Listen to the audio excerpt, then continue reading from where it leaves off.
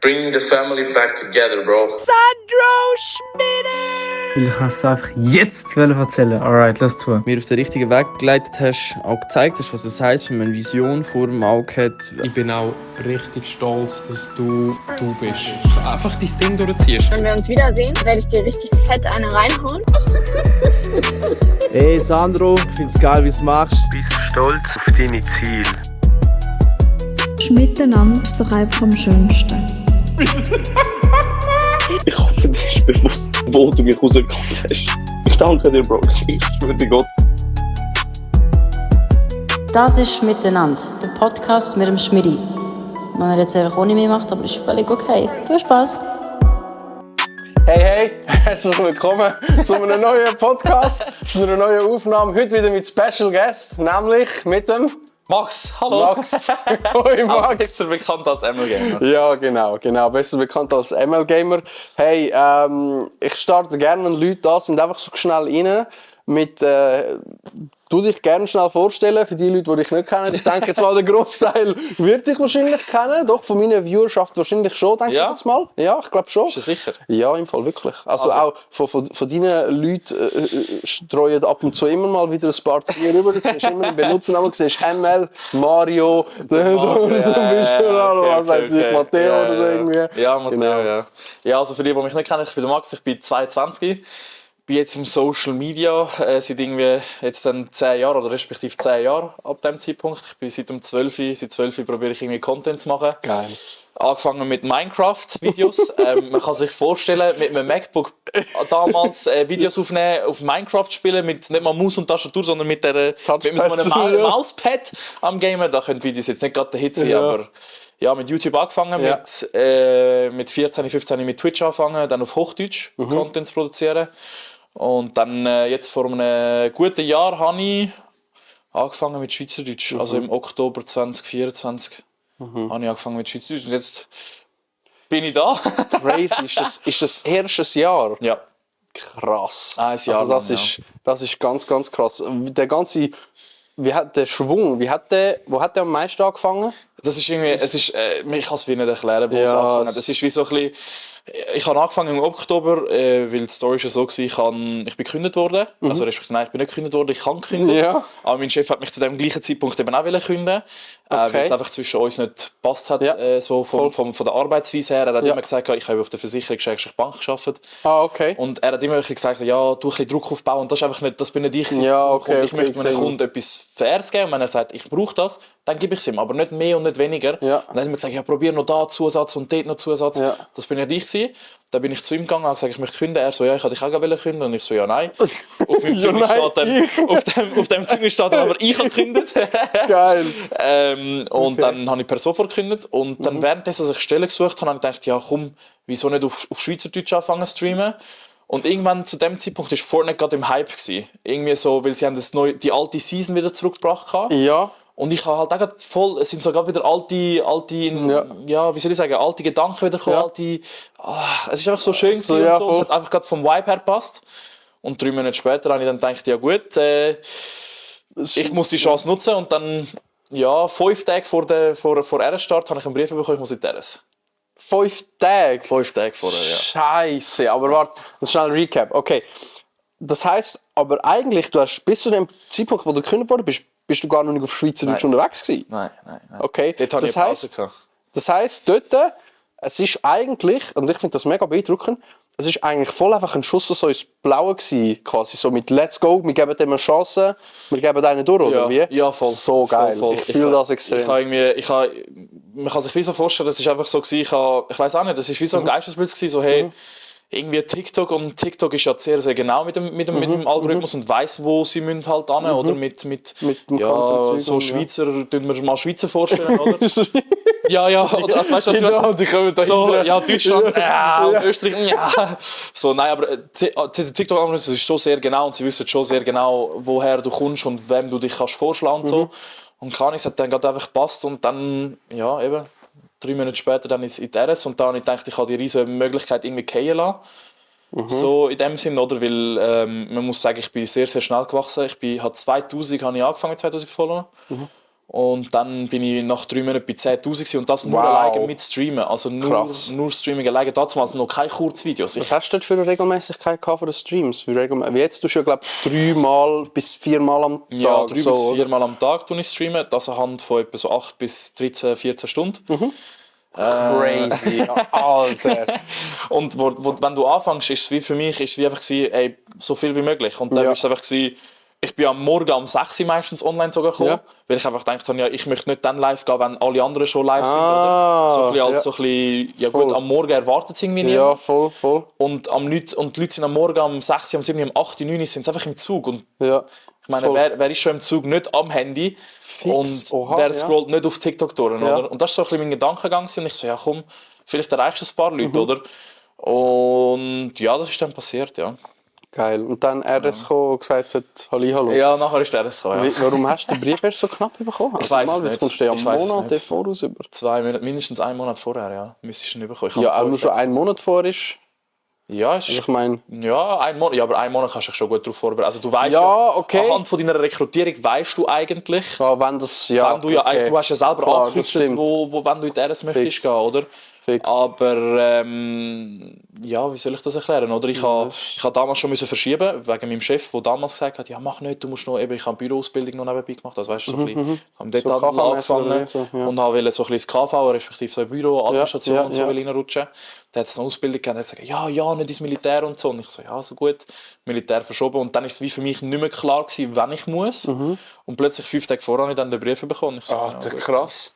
Und dann, wie bist du damit umgegangen? Also dann kommt RS. Dann hast du, wie viele? 18 Wochen sind es? 18 Wochen, 18 Wochen. Was hast du? Ist einfach nichts von dir in dieser Zeit? Oder haben dort irgendwie, weil irgendwo haben ja noch die Kurzvideos angefangen dann? Oder ist das hat angefangen mit der RS. Mit der RS, okay. Ich habe gemerkt, natürlich ist die RS immer so ein Thema, oder? Es ist egal wo. Die RS, es gibt Leute, die sind gar kein Fan vom Militär, es gibt Leute, die sind Fan vom Militär und es gibt Leute, die sagen einfach, ja gut, ich habe meine RS-Zeit bestanden, fertig, oder endlich.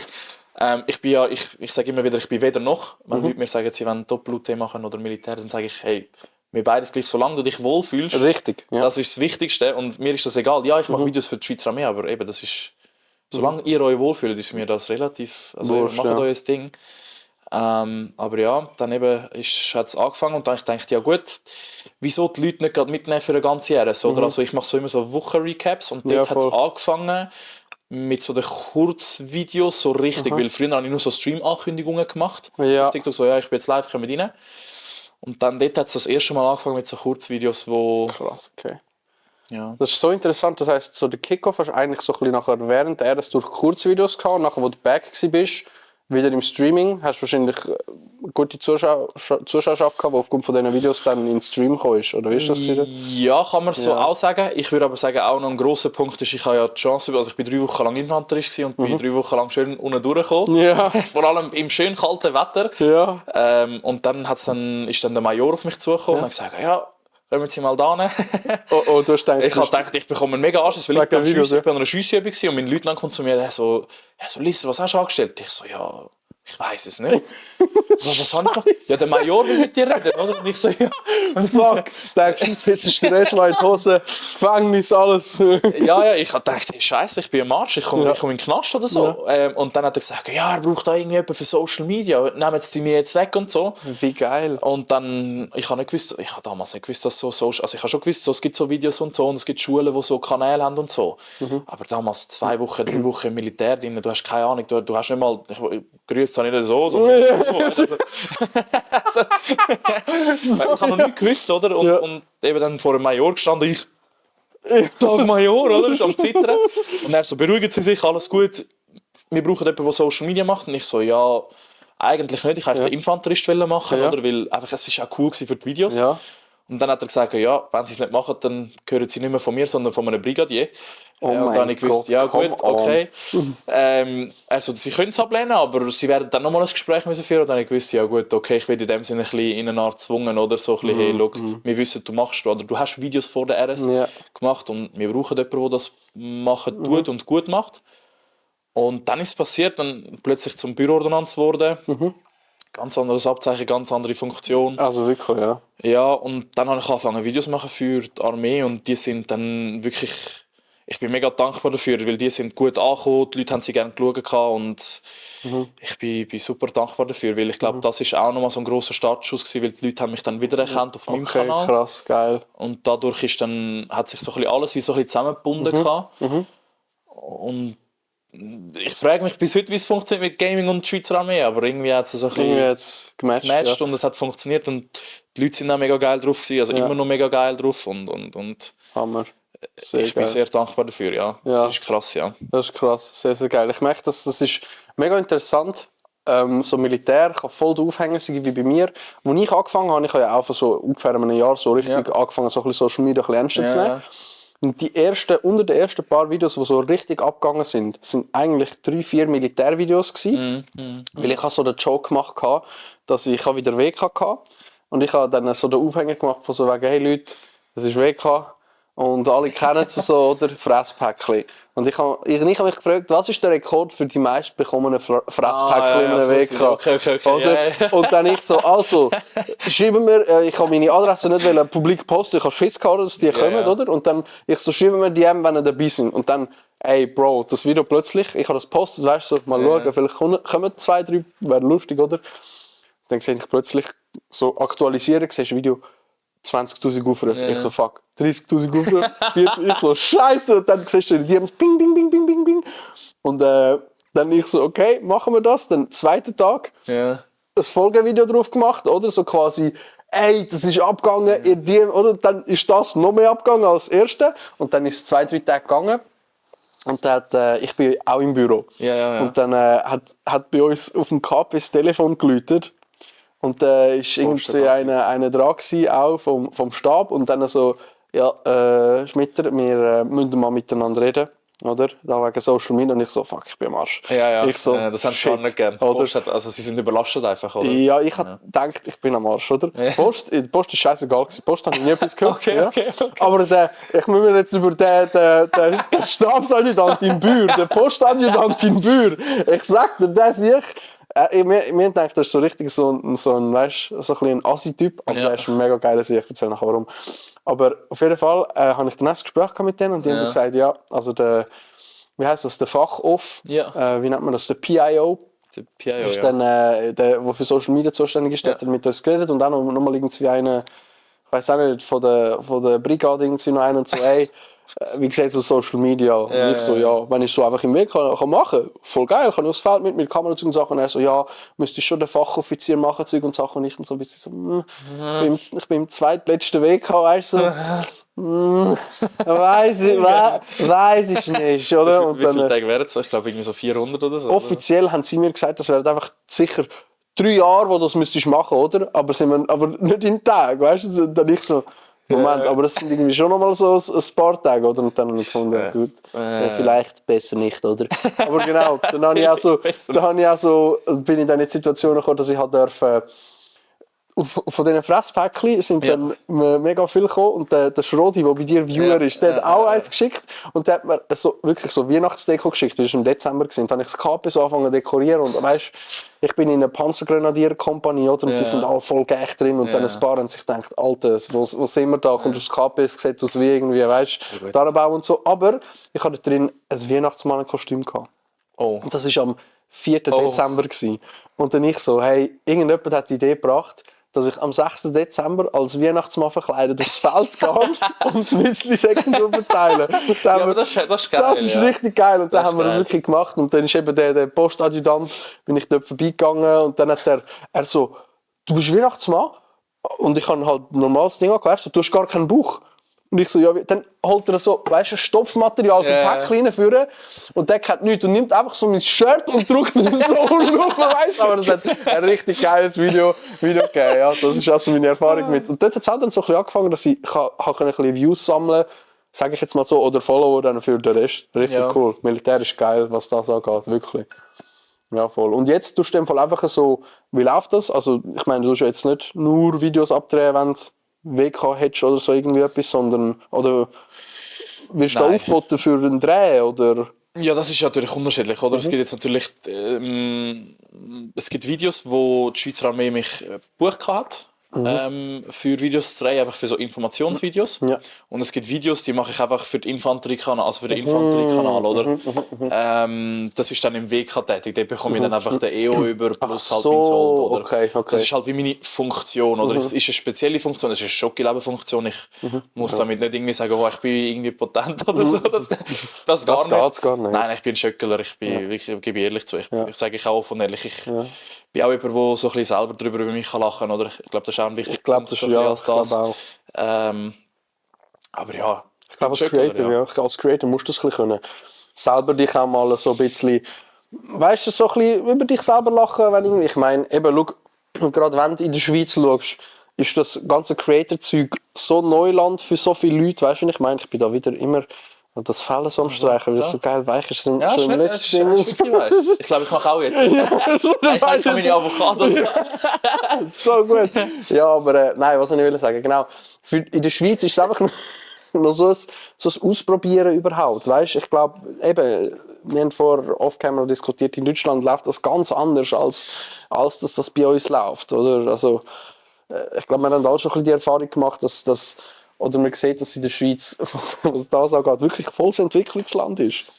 Ja, gut, das ist einfach auch die Grösse. Ja, das natürlich auch, logisch. Wo die Schweiz natürlich auch hat, oder man ist begrenzt in der Schweiz, also überall ist man begrenzt, logischerweise, aber wenn man jetzt anschaut, 90 Millionen gegen 9 Millionen, ist halt die Begrenzung schon tiefer gelegt. Und ich glaube, es kommt langsam, dass man kann sagen, ja, in der Schweiz ist es einfach wie so ein bisschen, es ist wie noch nicht so im Mainstream angekommen. Also es gibt mega viele Leute, die fangen an, hey, okay, geil, es gibt irgendwie Schweizer Content und so, und sie fangen auch effektiv den Schweizer Content an lieben. Aber ich glaube, es braucht seine Zeit, aber ich glaube, mit dem Content, was es momentan gibt, und es gibt immer mehr Content Creator in der Schweiz, finde ich, das kommt langsam, weil jeder packt so seine eigenen Leute so mit. So, ich habe gesehen, es gibt Wanderkanäle, das finde ich so, ich habe das letzte Mal ein Video darüber gemacht, es gibt Wanderkanäle, wo sie aufzeigen, wo gibt es geile Wandertouren, es gibt Leute, die zeigen, hey, wo gibt es die besten Restaurants.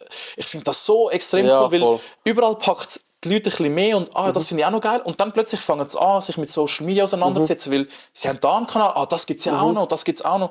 Und so funktioniert so irgendwie der Wechsel. Und viele Leute fragen mich immer, ja Max, aber ist das nicht Konkurrenz für dich? Und ich muss einfach sagen, nein, es ist geil, weil in der Schweiz habe ich das Gefühl, wir sind so ein bisschen eine Familie, was das angeht, und es wird immer grösser von Tag zu Tag, weil irgendwoher, klar, es gibt Leute, die sich nicht untereinander verstehen. Ja, der Beef gibt es überall im Social Media, aber ich glaube, ich will nicht sagen, dass es so richtig schlimm ist im Sinne von, ja, du und du und du, sondern man sagt einfach, hey, ich mache dem sein Ding sein und ich lasse den sein, oder? Voll. Und das finde ich mega, mega cool und mega, mega schön. Ja, voll, eben. Es gibt die Aufmerksamkeit und plötzlich bist du dann wieder so, oder du checkst überhaupt erst, dass es da ist, oder? Plötzlich denkst du, okay, du siehst eben so einen Wanderkanal und dann plötzlich wird dir jemand anders vorgeschlagen, der Gaming macht oder sonst irgendetwas, so denkst, okay, das ist wirklich wie so, du kommst so ein bisschen von Bubble zu, oder du lernst Bubble und Bubble kennen eigentlich und merkst, hey, in der Schweiz gibt's auch so Zeug, und ich glaube, das gibt auch gerade für in Zukunft, für die Leute, die sich überlegen, also weißt, ich habe mega viele DMs von Leuten, die sagen, hey, ich würde gerne mit Social Media anfangen, auf Schweizerdeutsch, aber ich sehe die Zukunft noch nicht. Und ich getraue mich nicht, so ein bisschen ineinander, oder? Und ich denke mir, du musst dir gar nicht so viele Gedanken machen darüber, was sie könnte in Zukunft, sondern wenn du jetzt Bock hast, das zu machen, dann mach jetzt einfach mal, probier mal eben, wie bei dir plötzlich takes off und bestes Beispiel, ich habe gestern on Stream habe ich das Video von Peter Bolliger geschaut mit dem Roger Federer. Ja.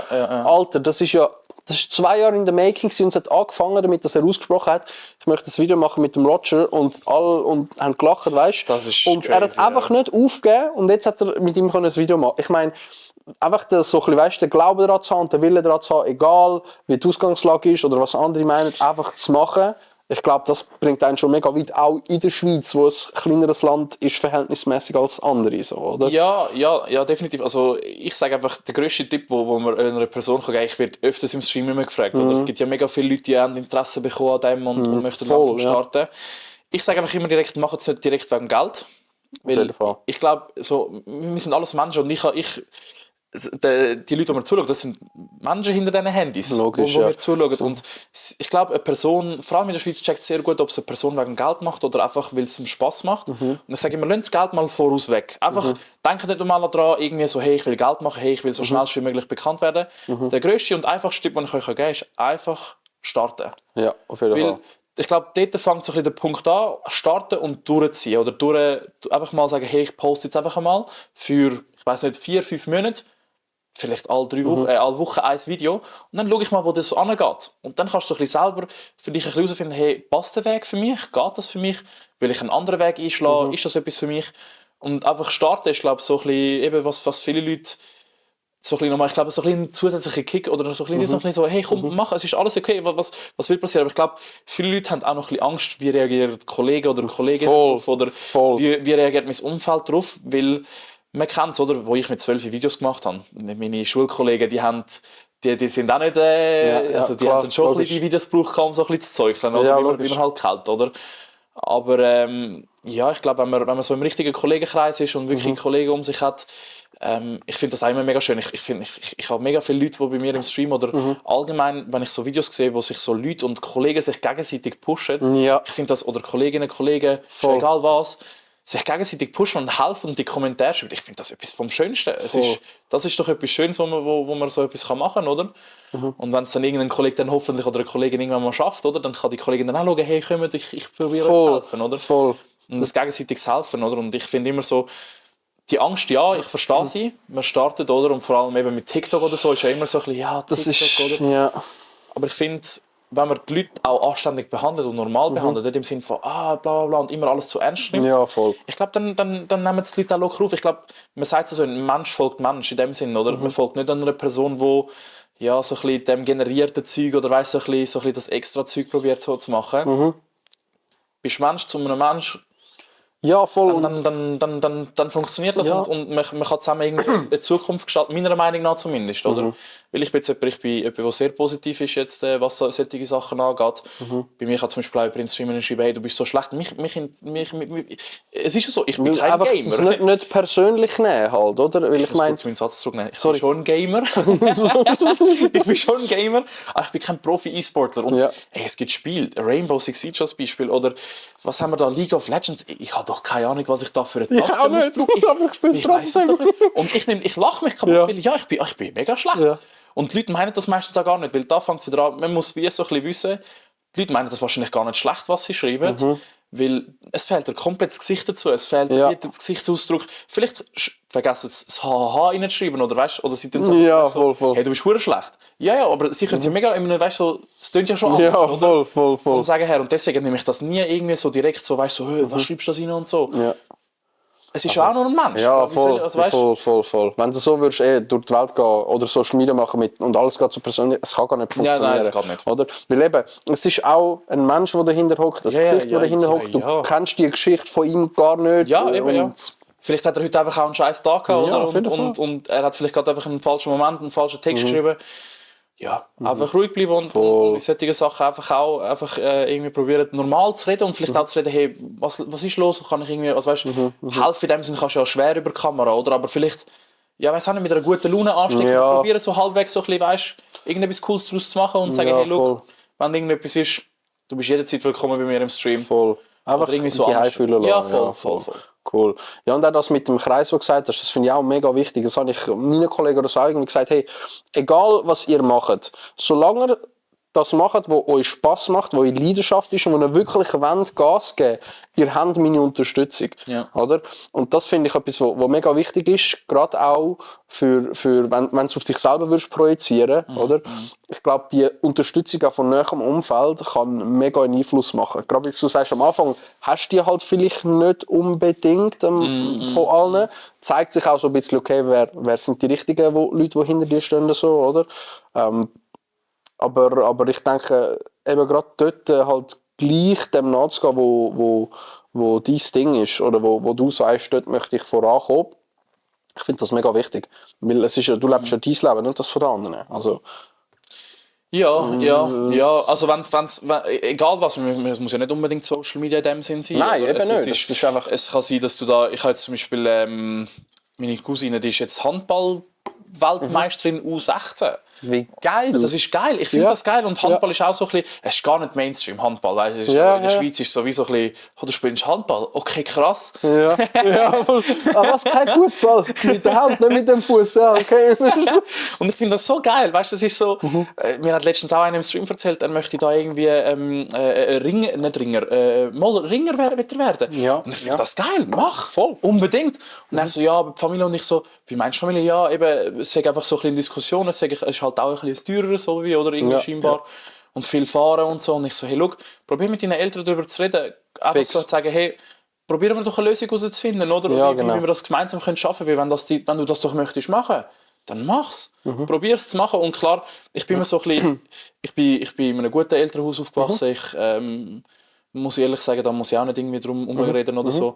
Meine Eltern haben sich dann getrennt und dann ist es auch finanziell nicht so gut gegangen in diesem Zeitpunkt, oder? Weil wenn Eltern sich trennen, ist immer mit Kindern und so, ist natürlich auch immer ein bisschen schwierig, oder? Und dort habe ich dann auch gesagt, hey, schau Mami, ich habe damals sehr aktiv Fußball gespielt, als ich noch in Herliberg zu Hause war. Ah ja, du hast Fußball gespielt? Ich habe Fußball gespielt, ja. Ich sage immer so, ich kann nicht so, also mit Fußball tue ich mich momentan gar nicht irgendwie so ein bisschen beeinflussen. Das ist auch nicht so momentan so mein Thema oder mein Schema, so ein bisschen in dem Sinn, wo ich mich bewege. Aber früher habe ich Fußball gespielt. Ich habe meiner Mama gesagt, meine Mama hat unbedingt wollen, dass ich wieder Fußball spiele und hat mir da, solche Fußballclubs sind ja schon recht teuer, oder? Ja, so die Mitgliedschaftsgebühren und so. Und dann habe ich gesagt, hey Mami, nein, ich kann es einfach auch momentan sein lassen. Ich kann mein Game, ich kann mein Streamen für mich. Und solange die Stromrechnung für mich übernimmt, beim Lehrlingslohn dass das der Fenster läuft, ja. So gut. Wir haben dann irgendwie eine Lösung gefunden, oder? Ich kann auch pro Monat einen 100er ich kann einen 100er abgeben und that's it. Cool. Ja, finde ich wichtig, gemeinsam an einem Strang ziehen. Weil ja, ist mega, ja. Eben auch das Gegeneinander und so. Ich habe auch Leute, weißt du, dann zum Beispiel, es gibt ich bin ja nicht der einzige Mindset-Persönlichkeitsentwicklung Content Creator. Es gibt auch andere, oder, wo vielleicht ein bisschen kleiner sind oder auch einfach in der gleichen, also spielt ja keine Rolle. Aber auf jeden Fall schicken mir dann Leute zum Teil Videos, fragen, hey, look, die macht ähnliches Zeug wie du und so, Konkurrenz. Und ich denke mir so, hey, es gibt doch nichts Geileres, als können mit Leuten zusammen, weißt, zu kollaborieren oder eben zusammen an einem Strang zu ziehen, wo in eine gleiche Richtung gehen wollen wie du. Das ist so geile Energie, die zusammenkommt, die du miteinander machst. Ich meine jetzt auch ein Beispiel, ich bin mit der Lisa bin ich zum Beispiel und der Crew, dort sind wir so ein bisschen an der Switzerland gewesen, oder? Ja. Und ich habe vorher noch nicht so viel mit dem zu tun gehabt, bevor ich angefangen habe, PC-Game und so. Ey, Bro, ich habe es geliebt. Hure geil, weißt du? Hure geil. Und das ist eben das. Ich glaube, es können so viele schöne Sachen entstehen, wenn man zusammen an einem Strang zieht und zusammen vorangeht. Und einfach darum, eben, wenn du Leute hast in deinem Kreis, die irgendwie an einem Ziel arbeiten, wo sie wirklich wollen. Bro, vertrau mir und unterstütze einfach. Gib einfach so ein bisschen, nur schon eine Nachricht von, hey, come on, gib ihm, du schaffst das, kann Welten verändern. Nur schon das Wort kann schon, ey, ich bin stolz auf dich. Oh mein Gott, das ist ein Satz, wo meine Mami das allererste Mal zu mir gesagt hat, weil Social Media ist immer so ein bisschen ein Ding, oder? Weil Social Media, meine Mama ist Südamerikanerin, gell? Also sie ist halt immer so ein bisschen, oder, Südamerikanerin oder Latina. Ja. Hast du lateinische Wurzeln? Lateinische, ja, super. Lateinisch. Hast du Latino-Wurzeln? Ja. Crazy, Bro. Okay, es gibt noch keinen, aber ja, tatsächlich. Ja. Also im Tanzen und so und gar nicht. Nein. Auf dem Stream dancen, das wäre die nächste Challenge, guys. Jetzt 500 Euro. Nein. Bitte nicht. Nein. Nein. Es ist ja eben, oder? Und dann musst du mal deiner Mami erklären, oder? Dass du dich irgendwie selbstständig machen willst oder dass du full in gehst. Mit Social Media und du verdienst deine 1500, 2000 Stutz, oder? Und ich einfach in dem Moment ist mir das Geld gar nicht wichtig gewesen, oder? Es ist mir einfach so, es hat alles gepasst. Die Leute haben gepasst, es hat alles so, weißt du, es hat gerade alles zu etwas so reingekommen. Und ich habe gedacht, ich weiss, das kann nicht jeder irgendwie so sagen, hey, ich gehe voll in. Das weiss ich. Logisch. Und umso mehr schätze ich, dass meine Mutter gesagt hat, also gut, ich schaue es mir mal an. Ja, voll. Und dann hast du dann so ein bisschen gesehen, SRF kommt dann auch noch so ein bisschen und meine Mom plötzlich so, oh mein Gott, du machst Geld damit. Und ich so, ja.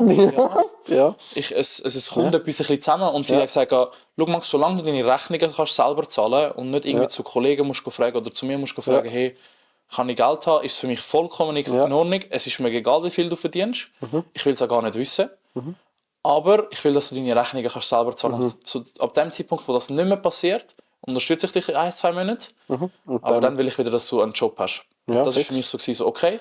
Hey, und auch schon das hat mich motiviert. Oder? Und keine Ahnung, nachdem das dann so das erste Mal, was ist dann so, mein erster grösserer Deal war dann mit Ikea, weißt, so eine Partnerschaft, also einfach ein Video zu machen. Geil. Und dort, weil meine Mami hat damals so ein bisschen Administration für mich ein bisschen gemacht, muss ich ehrlich sagen. Hey, Administration okay, und so okay. bin ich schlecht, Buchhaltung genauso. Ich brauche da immer wieder ein bisschen, der sagt, hey Max, hast du Buchhaltung gemacht? Ja, voll, kenne ich von irgendwoher, ja, später, anderes oder? Thema. Ja, was du auf morgen verschieben kannst, verschiebe auf morgen, oder? Ich glaube, das geht anders, aber Geht anders, aber... Nein, aber eben, nein, und dann... Ja, keine Ahnung, da hat sie dann so gemerkt, so, okay, krass. Dann ist so das erste Mal so gekommen, ich bin so richtig stolz auf dich. Und das hat dann so... Hammer. So, meine Mami so auch glücklich zu sehen, oder? Nachdem, dass ich habe eine schwere Zeit hinter mir gehabt, ich war 160 Kilo ja mal schwer gewesen. Was? Wie lange ist das her? Ein Jahr jetzt, 1,5 Jahre. Ja, also 20, was haben wir heute? Schon 2025, ach du Scheiße, Moment, muss ich auch selber studieren. Hey, aber Bro, warte, wie schwer bist du jetzt? Einfach, dass wir Vergleich haben, weil du bist ja, wie groß bist du? Du bist 2,2 Meter. Ja, 2,2 Meter, okay. Ja. Wie schwer bist du jetzt? Wenn ich so sorry, wenn das ist meine Frau immer so, das sagt mir nicht. Jetzt über Winterzeit bin ich ein bisschen schwerer geworden wieder. Ja. Jetzt bin ich glaube ich 100 Kilo, auf 2,2 Meter ist... Bro, wie schwer bist du gewesen? 160. Du hast 60 Kilo abgenommen? Ja. Alter, das ist krass. Das ist, also Bro, das ist mega inspirierend. 160, Holy shit. In 1,5 Jahren? In 2 Jahren? 2023 September, Oktober habe ich angefangen und ich habe gewusst, also meine Mami hat auch immer, zu dem Zeitpunkt war das Verhältnis halt nicht so gut gewesen, weil eben sehr viel Stress, Training und eben mit dem Arbeiten sehr viel Druck. Ja, voll, gesehen, ja. Und kann meine Mami einfach sagen, hey Max, so geht es einfach irgendwie nicht mehr weiter, oder? Ja. Weil ich bin nur noch am Gamen gewesen und dort habe ich ja gar nicht irgendwie gross gelivestreamt oder so, sondern nur so ein bisschen YouTube-Videos gemacht und so ab und zu, aber unregelmäßig, gar nicht fit gehalten. Voll, ja. Und kaum habe ich Lohn bekommen, habe ich mir eine 50 cm Pizza abgestellt, oder so ein riesen Ding. Ja, voll. Plus dann noch Pommes und so, weißt, und das ist irgendwie nicht mehr weitergegangen, oder? Und meine Mama hat gesagt, hey, du musst jetzt einfach etwas ändern. Und dann hat sie mir so klar gesagt, ich so, ja, okay, eigentlich hat sie recht, oder? Weil so geht es wirklich nicht mehr weiter. Ich war in einem Loch drin und dann plötzlich, keine Ahnung, hat das Gym angefangen. Und ich bin ins Gym gegangen und am Anfang habe ich auch nicht gerade so, ich dachte, Gym und so. Ja, kein Bock, schießt ja und ist mir so peinlich was oder so. denken die Leute über mich? Ja, oder so, voll, eben so voll, das, was voll. viele halt haben, oder, wo mit dem Gym anfangen. Und dann habe ich einfach gedacht, ja gut, komm, 69 Franken pro Monat, oder? Die haben mir ein bisschen wehgetan damals, irgendwie so, weil einfach so, ich bin mega schlecht mit dem Geld gewesen. Ich spreche offen und ehrlich darüber. Ich habe mit der Steuer ein bisschen verhängt und recht Steuern müssen nachzahlen. Hey, ich im Fall auch. Also ich bin da mit dir, das ist etwas, was bei mir immer... Steuern ist halt einfach eine Sache, ja. Geld allgemein. Ich bin ehrlich dazu, ich weiss, es ist in der Schweiz sagen mega viele Leute, ja, leg doch Geld auf die Seite zurück. Ja, ich weiss, ich bin 18, 19, ich bin dumm gewesen. Der Finanzfabio jetzt am... Jetzt in die Tiefe! So, okay. Geil. Falls ihr das seht, liebe Grüße. Seine Videos finde ich geil. Er macht gutes Zeug, macht wirklich geiles Zeug. Geile Videos. Nein, und dann plötzlich eben, habe ich dann so gecheckt, so, hey, du musst das Geldproblem im Griff bekommen, oder? Weil bei mir war es so, online etwas gesehen, boah, geil, ein T-Shirt, nicht auf den Preis geschaut, Konto, okay, geht noch, bam, gekauft, oder? Und so schnell ist es gegangen, oder? Und dann meistens auch den Fehler gemacht, dass ich viel auf Rechnung bestellt habe. Und Rechnung immer so ein bisschen sehr weit rausgeschoben habe, oder? Ja. Jetzt haben wir so ein bisschen sehr abgeschweift. Nein, ich finde es mega spannend, ich finde es geil. Aber jetzt sind wir eigentlich bei so ein bisschen bei dieser Journey, die du gemacht hast, von 23 bis heute eigentlich. Also ich finde das spannend, weil bei mir war es ähnlich gewesen. 23 Mai umeinander hat so ein bisschen ein richtiges Down angefangen. Ich glaube, ich finde es passt, ich habe noch nie offen über das geredet. Ja? Aber mir ist es so gewesen, dass es ist aus einer Trennung heraus resultiert. Okay. Nicht von den Eltern, aber von mir und meiner Ex damals. Ja. Und dort ist sehr so die Phase gekommen, von wegen, wo stehe ich überhaupt im Leben? So, was mache ich aktuell mit meinem Leben? So, wo möchte ich mich hinorientieren? Was mache ich gern? So ein bisschen dort. Oder? Und auch dort ich bin körperlich nicht zufrieden gewesen. Ich bin finanziell hat es jetzt auch nicht rosig ausgesehen. Oder weißt, wie soll ich sagen, Freundschaften auch eher vernachlässigt und so. Ja. Und dann dort so ein bisschen gemerkt, hey, es muss irgendwie etwas gehen. Ja. Oder? Bei mir ich habe mir die Frage eben nicht mal gar nicht gestellt. Bei mir ist einfach so, ich bin einfach ich weiß nicht, was ich in dem Moment, bin einfach in einem Loch gewesen, oder? Und ich habe nicht gewusst, wie raus, oder? Und dann irgendwie hat das Gym angefangen und dann nach 3 Monaten, ich habe immer noch gleich viel gegessen, aber ich habe irgendwie Muskeln angefangen gesehen, oder? Irgendwie so etwas, was ich gar nicht gekannt habe am Körper, oder? Und zu dem Zeitpunkt habe ich mir auch sehr schwer getan, weil jetzt momentan kann ich es wieder machen, aber eben so, wenn du übergewichtig wirst, weil damals bin ich sehr sportlich gewesen, also ich bin damals untergewichtig gewesen, und dann eben so über Corona-Zeiten hat es dann gerade so ein bisschen einen Schwung aufgegeben, oder bist du daheim, nicht so viel Bewegung. Ja. Dann habe ich ein bisschen zugenommen und dann hat es halt so die Dehnungsstreifen gegeben und damals habe ich sehr, sehr Mühe gehabt mit denen. Und irgendwann habe ich dann angefangen und dann im Gym plötzlich irgendwie, du merkst, wenn du öfters dort bist, du lernst Leute kennen, die genau das gleiche Interesse verfolgen oder irgendwie einfach so ein bisschen, plötzlich du machst eine Übung oder die ganze Zeit oder das finde ich die ersten mit diesen 2 sind so wie so Pferde, also weißt du, so Pferdeschwänze so mäßig so, und du hast so einen Hebel da unten durch. Ich weiß gar nicht, wie die so ziehen musst, weißt du, was ich meine? Trizeps, ja, genau. Die habe ich so gerne gemacht, aber ich bin gestanden wie so, weiß auch nicht. Ja. Wirklich, ich bin so gestanden gerade, weißt du, oder? Und du musst eigentlich wie so ein bisschen andere Position dort stehen, damit es echt gut ist. Und dann haben wir Leute angefangen zu helfen. Richtig cool. Und dann habe ich das angefangen irgendwie so richtig fühlen und ich bin so ein bisschen in die Welt hineingetaucht, so von mäßig so, hey, wenn du das und das jetzt machst, dann kannst du das machen. Und dann habe ich mir das Ziel gesetzt. Gut, du isst, und das ist einfach, das ist bei meiner Frau, also damals noch Freundin gewesen, bei meiner Freundin damals noch so, ey, ich esse nur noch 2000 Kalorien pro Tag, mehr nicht. Aus dem Nichts. Und für 2,2 Meter sind 2000 Kalorien wenig.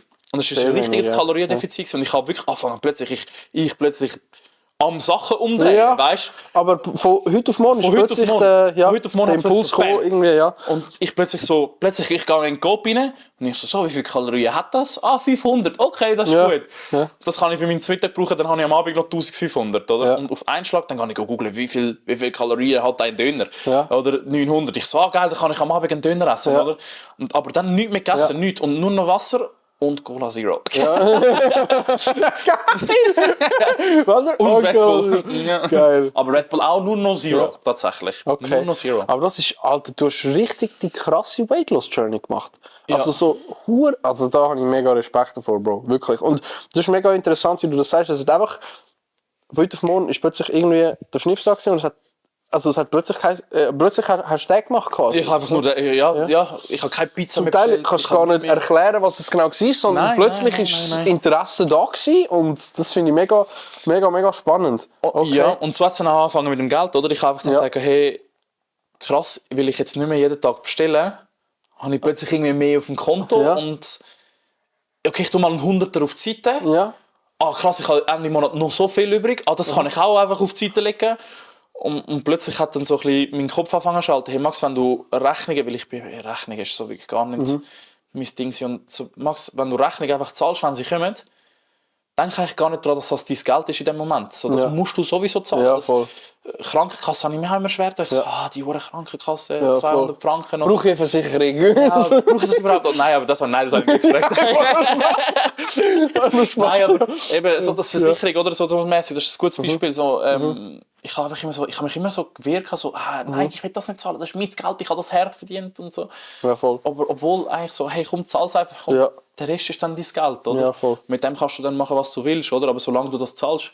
Und dann ist schon der Punkt, ich habe das erste Mal die hohe Rechnung gezahlt, oder? Und dann habe ich mich so frei, also weißt du, im Sinne so, das Gefühl, okay, oh mein Gott, ich kann es zahlen. Weil es hat eben auch nicht gegeben, wo ich es effektiv nicht zahlen konnte, oder? Und so das Gefühl von so mäßig so, oh shit, okay, ich habe es gezahlt und ich habe noch so 500 Franken vorig, ist für mich das schönste Gefühl gewesen, das ich damals hatte, oder? Weil nachdem das so eine Krise hatte, ist es so, wow, okay, so kann sich das auch anfühlen, oder? Weil sonst hast du immer ständig im Hinterkopf so, oh shit, ich habe da noch eine Rechnung, ich habe dort noch etwas. Ja, ich weiss, was du meinst. Da noch erste Mahnung, wann kommt die zweite Mahnung, oder? Ja, und dann da schon Stress, kurz und vor du kannst nie abschalten. Betreibung.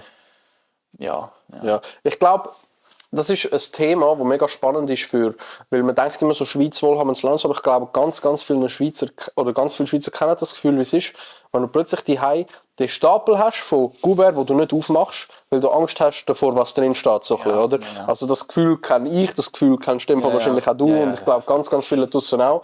Und dass die Erlösung, wenn du weißt, du kannst ohne Bedenken, weißt, quasi Post bekommen, sagen wir jetzt mal so, oder? Das ist, also das kenne ich auch. Das ist ganz krass, wenn du merkst so ein bisschen, hey, du reflektierst und merkst, hey, krass, wo das eigentlich herkommen bin. So. Also nicht, dass ich irgendwie also ich bin wirklich auch, ich bin in einem guten Elternhaus aufgewachsen, ich habe nicht müssen, wo ich klein war, haben wir nicht müssen, wie soll ich sagen, jeden Rappen umdrehen oder so irgendetwas. Also ich wollte mich gar nicht in so eine Situation, in eine Opfersituation stellen, null überhaupt nicht. Nein. Aber ich glaube, jeder hat so ein bisschen seine Geschichte, die er mit sich trägt, die einen so ein bisschen schleift und wo man auch stolz darf sein, um darauf zurückzuschauen und so. Jeder ja, auf jeden Fall. Ja, das sowieso, oder? Und darum, ja, ich glaube, es gibt mehr Leute, die die Erfahrungen so ein bisschen gemacht haben, als man vielleicht denkt, oder? Und auch dort so, schämt euch nicht einfach so irgendwie in Grund und Boden, sondern ich verstehe, wenn man es macht, weil es ist halt schwierig so von wegen, wie soll ich damit umgehen, Zeug und Sachen, was denken andere von mir oder so. Aber eben gerade jetzt das Gym-Beispiel finde ich so schön, weil es gibt so viele Leute, die eigentlich das Interesse haben, dir zu helfen. Oder die wirklich gute Leute sind und da sind und sagen, weißt du was, komm, ich helfe jetzt dem Typ, die Übung schön auszuführen, zum Beispiel. Ja. Oder? Und das sind so die Interaktionen, wo du selber zum Beispiel denkst, ja, ist ja easy peasy, ich zeige ihm schon etwas, aber für ihn hat das vielleicht die ganze Journey geändert, so zum Beispiel. Oder? Ja, vielleicht oder noch mal ein bisschen motiviert. Oder noch mal motiviert, jetzt, je nachdem im Ausmaß, was es dann war, oder? Hammer. Richtig, ja, und du lernst neue Leute kennen in dem Sinn, oder? Ja, in dem Moment, voll. Ja, eben, und es ist, also, ich bin ehrlich, also, es geht keinen Tag, ich habe so ein bisschen meine Routinen oder also meine Tage jetzt entwickelt. Und ich gehe am Abend immer laufen. Ich bin jemand allgemein, ich bin sehr viel im Haus drin. Ja. So ein bisschen ein Kellerschleifer, oder? Ich habe ja damals im Keller runtergestreamt, das hat ja gepasst, oder? Voll. Nein, aber es geht kein Tag vorbei, wo ich sagen kann, ich bin super dankbar für alles, was passiert ist im Social Media. Es geht irgendwie kein Tag vorbei, wo ich irgendwie aufschaue und einfach, meine Omi hat eben damals sehr fest an mich geglaubt und hat immer gesagt, ja Max, mach's doch einfach. Und es gibt keinen Tag, wo ich aufschaue und sage, danke vielmals, nicht nur an meinem Oma, sondern an meinem Omi, sondern auch allgemein einfach den Leuten, weil es ist so nicht selbstverständlich, dass die Leute am Abend um 6 Uhr nach dem Arbeiten, nach einem harten Arbeitstag, ins Stream kommen und sich einfach irgendwie so den relaxen oder einfach, weißt, so sich so wohlfühlen und dir dann noch etwas, zum Beispiel als Beispiel eben auch noch spenden oder so, weißt, das ist null selbstverständlich und für mich ist es, ich bekomme auch immer wieder so Leute so, hey Max, du musst dich nicht für jede Rose bedanken, mal. Als Beispiel, eine Rose ist 0,1 Cent in dem Sinn, oder? Für die Leute, die sich noch nicht auskennen mit so TikTok-Geschenken in dem Sinn, das ist wie so ein bisschen die Spende eigentlich, wo auf Twitch anders umgedreht ist, oder? Da kannst du über PayPal und über Bits und über Subs kannst das machen. Genau. Das ist einfach so mit Rosen, Elefanten, alles Mögliche. Ja. So. Und ich finde, mal, es gehört sich dazu, weil ein Cent ist ein Cent irgendwo her, oder? Und also irgendwo so ein Rappen in dem Sinn, oder? Und wenn ich das nicht wertschätzen kann, dann bin ich, glaube ich, dann mache ich das falsch, oder? Mache ich irgendwie meiner Meinung nach etwas falsch. Und ich bin unglaublich, also jeder einzelne neue Follow ist für mich wie so, wow, okay, krass, danke. Also wirklich, ich schaue immer rauf und es geht keinen Tag vorbei. Ich denke mir in dem Moment, hey, die Person hat sich dazu entschieden, mehr von dir zu sehen. Oder? In dem Moment, wo sie einen Follow da lässt. Und ich finde das immer so, auch so eindrücklich, so von wegen, wow, also ich habe einen Impact auf eine Person gehabt, oder? Und das finde ich so auch etwas mega Schönes. Es gibt mir auch eben mega viel zurück. Auch eben Dankbarkeit für die kleinen Sachen diesbezüglich. Richtig. Ja, ich habe es offen und ehrlich schon gesagt. Also, ich glaube, sie haben einfach, also viele Leute haben da draussen wahrscheinlich dazu gesorgt. Sorry. Viele Leute. Viele Leute sind ein bisschen frech zu mir, kennst du nicht? Nein, Das nein, mit, oh mein Gott, nein, dann ist es peinlich. Nein! Okay, Nein, aber viele Leute in dem Fall. Viele Leute haben, ich glaube, einfach dazu beigebracht, dass ich jetzt diesen Weg darf gehen. Und ich glaube, dass ich auch so ein bisschen einen guten Weg eingeschlagen habe in dem Sinn. Und dafür bin ich wirklich, ich habe schon ein paar Tränen verdrückt wegen dem im Stream, oder? Weil einfach, es ist krass, dass ich darf in der Schweiz, im schweizerdeutschen Bereich mich darf selbstständig nennen oder im Social Media. Und ich mache die Idee, ich sage so viel Danke, ich weiss, die Leute dürfen sich schon draussen oder so. Ich mag es schon immer Danke sagen. Ich kenne es nicht anders. Ja, voll. Ich habe nichts gehabt und plötzlich bekommst du so viel zurück von Leuten, oder respektive nicht einmal zurück, aber sie geben dir einfach viel, oder? Und das aus eigener Hand. Und das ist für mich etwas, wo einfach so richtig irgendwie, so, man sagt so schön, so ein bisschen Gen Z, so reingeflasht ist, oder? So ein bisschen, so wow, oha, krass. So. Und was eigentlich möglich ist. Also von Herzen danke vielmals für alles. He. Ja, ein bisschen Liebe da beim Max. Danke. Ich sollte mal jetzt vor. Sind wir. Egal. Reden wir weiter. Wo mich einfach so deep, so Bullshit so wieder so geil. Aber eine Frage, die ich habe, die mich mega wundernimmt. Ja. Du hast vorhin angesprochen, wo SRF auf dich zugekommen ist. Ja. Bro, erzähl mir dort, wie ist das Gefühl gewesen? Wie ist es zustande gekommen? Und wie hast du dich gefühlt in dem Moment? Komisch. Komisch? Ja. Nicht komisch, unangenehm komisch so... Das Gefühl komisch. Also ich habe sie nicht angefragt. Nein, sie an dich, oder? Ich habe jemanden kennengelernt. Lieber Grüß Manu. Der hat... Manu? Manu Goat, okay. Manu. King Manu. Seine Mitarbeiter nennen ihn ML Manu?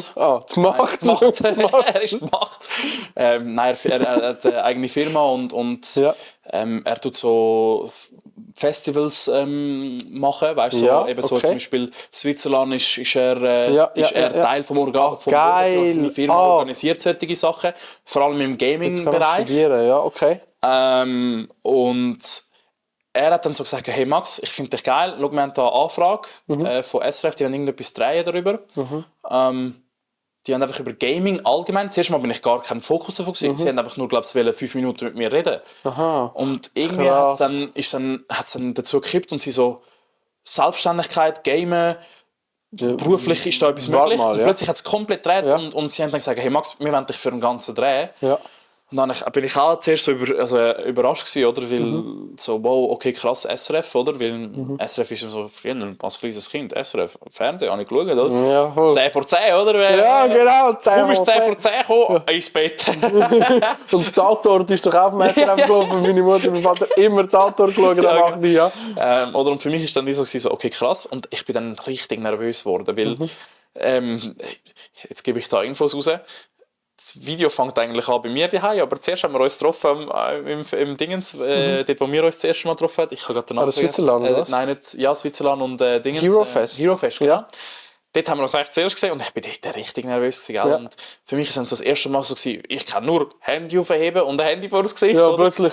Und plötzlich 2 Kameras, eine Person, die das Ganze schaut im Hintergrund, eine komplette Kamerafrau ist dort gewesen, dann der Livio, also der LC1, auch noch dort und ich so, holy shit, what the fuck? Und ich bin so, hallo? Ist darum der Livio dort gewesen, ursprünglich? Oh mein Gott, jetzt check ich! Wir sind alle dort geguckt, wir so, was macht der Livio da? Ja, so, oder? Und jetzt check ich, okay, krass.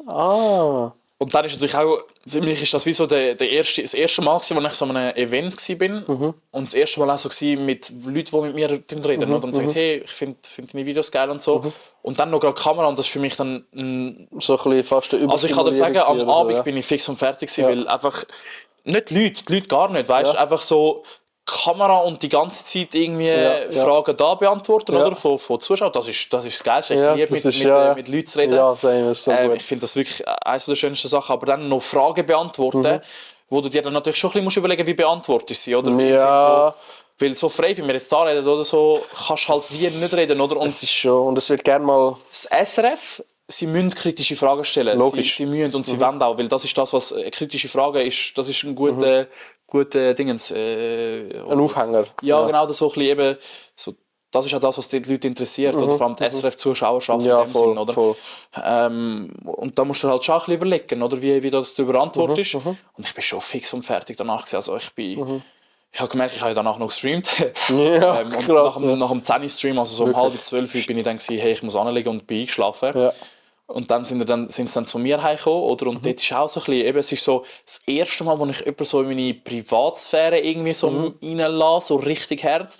Filmt, wo ich so plus minus wohne, wie ich wohne, oder? So hinter dir und du bist am Streamen. Ja, und das ist dann eine ganz andere Liga, oder? Und dann musst du so schauen, so, du streamst und normalerweise, ich kann schreien, ich habe dort schon wie keine Ahnung was, aber es war wie so, es schauen 3 Leute zu und normalerweise meine Kamera war rechts gewesen, dann hat es da eine Kamera gehabt, dort hat es noch eine Kamera gehabt, 4 Lichter hinter dir und so. Und das war dann schon auch speziell gewesen.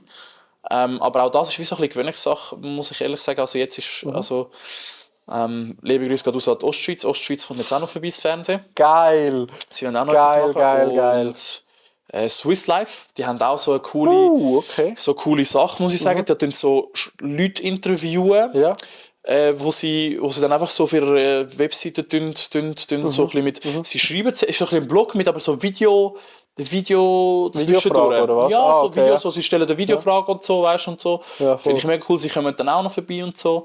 Ja, und ich finde, das ist, jetzt bin ich nicht mehr so nervös, muss ich sagen. Also klar, vor so einem Drehtag und vor allem, wenn es bei mir daheim ist, bin ich immer noch so ein bisschen, bitte einfach nicht... Alles aufräumen und alles aufräumen. Ja. Bitte nicht filmen, ja, genau. Aber es ist schon auch ein bisschen besser geworden. Also, man merkt, wenn man die SRF-Doku anschaut, ich war schon ein bisschen angespannter gewesen, oder? Und ich glaube, das ist auch etwas Menschliches in dem Moment, oder? Ja, auf jeden Fall. Aber es ist cool geworden, es ist ein cooles Erlebnis. Und ich bin gespannt, jetzt, was die Zukunft so mit sich bringt. Ja, ich übe für Big Stage, oder? Ja, eben jetzt, was eben auch noch so, jetzt kann ich das vielleicht ein bisschen sagen oder so, aber ich bin momentan so ein bisschen am schauen, dass wir vielleicht auch mit der Schweizer Armee vielleicht etwas Cooles machen können. So ein bisschen, wie soll ich das erklären? Ich will noch nicht. Nein, ja, also. Okay. Ja und nein. Also, ich möchte so ein bisschen, was für mich immer wichtig ist, ich möchte die Leute so ein bisschen informieren, weil viele Leute, vor allem die Jungen sind so.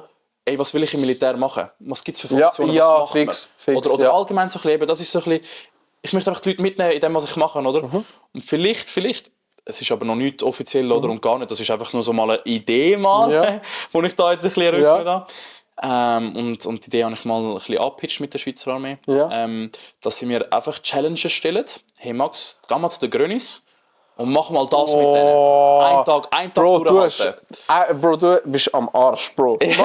Mach mal, geh mal zu den Grönis, mach mit deinen Grenadieren. Ja, dann mach mal mit den MPs oder so, weißt, Militärpolizei, mach mal das oder so, weißt, dass sie mich so ein bisschen challengen oder so, weißt, so ein bisschen, dass man so ein bisschen den Leuten auf eine andere, coole Art und Weise, oder? So ein bisschen die Funktionen ein bisschen vorstellen, oder so ein bisschen kann sagen, hey, das machst du oder so, oder einfach so, weil ich weiss, die Leute haben gerne mich leiden gesehen, oder? Ich muss eben noch einen Bungee-Jump machen live. Dann wirklich? Ja, oh mein Gott, wo machst du das? IRL, ich weiss es noch nicht, aber es ist, glaube ich, der Bungee-Jump 007, der von... Ja, wer Saskatal dort hin? Ja, die 220 Meter. Und ich habe Höhenangst. Und ich habe damals eben ein bisschen eine grosse Schnurre gehabt, muss ich sagen, Zürich-Schnurre halt, oder, in dem Moment. Wie hast du... Ich habe gesagt, ja, gut. Mein Chat hat immer gesagt, ja, Max, wenn du 20'000 Follows erreichst, dann musst du etwas machen. Und ich so, ja... Ich kann Bungee-Jumpen und ich so, das schaffen wir nicht so schnell. Huppa, habe ich mich wohl ein bisschen... Ja, und jetzt bist du bei 50 oder so irgendwie.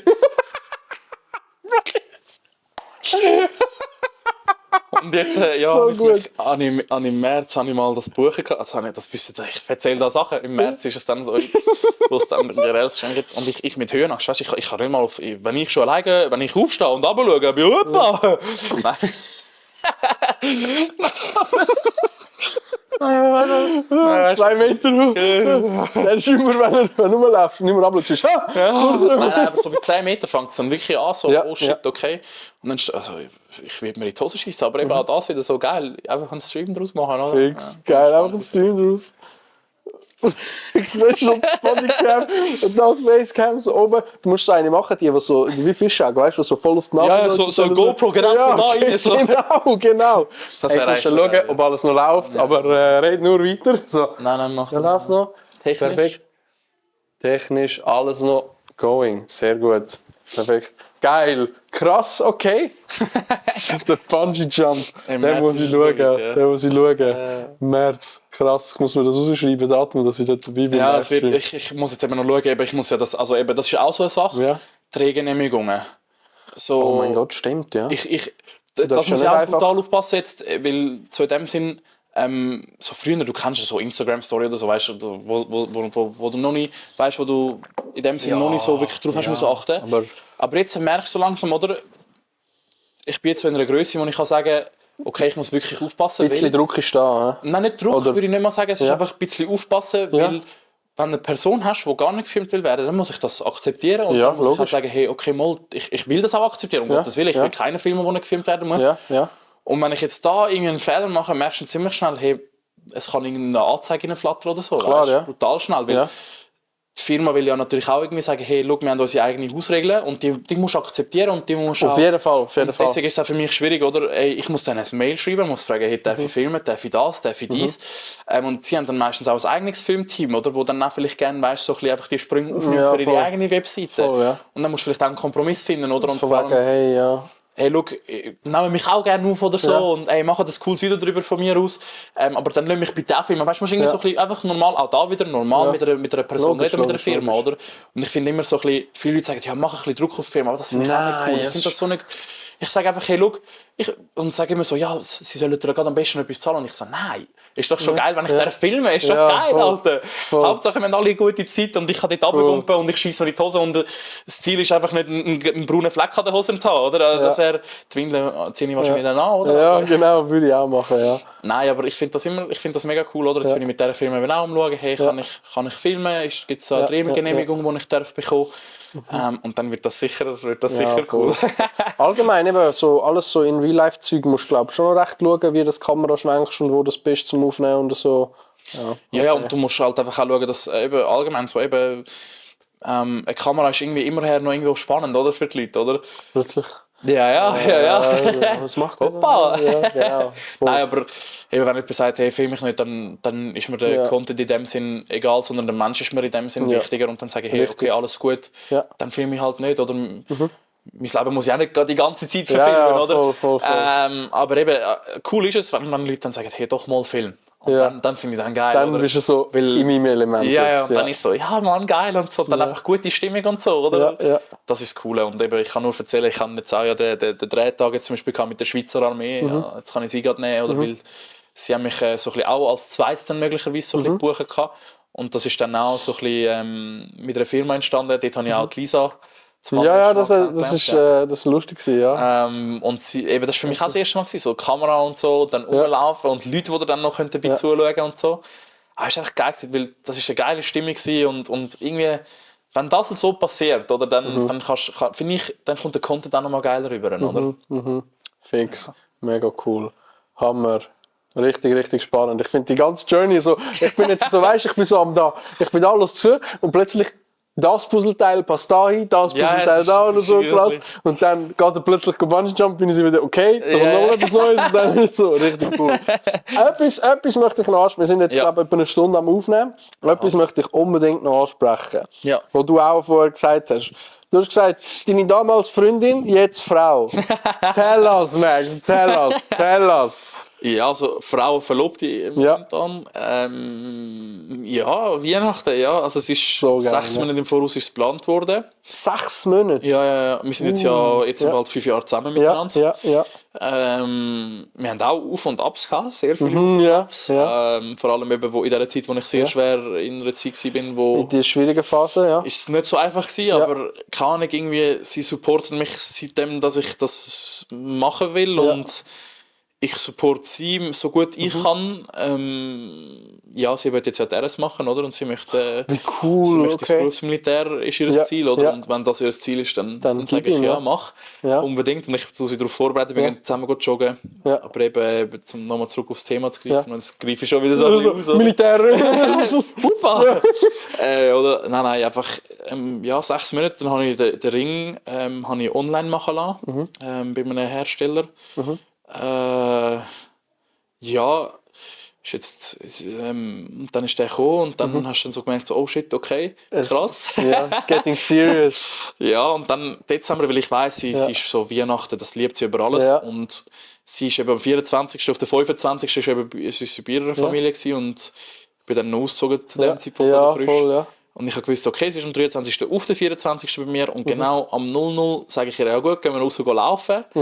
Und dann ist es aber lustig, ich kenne meine Frau. Ja. Ich kenne sie, weil sie hat immer wieder gefragt, ja, wann kommt der Ring und so, weißt du. Sie sagt so ein bisschen, ja, wann gibst du mir jetzt endlich mal den Ring oder so. Wann gibst du jetzt endlich? Siehst du das?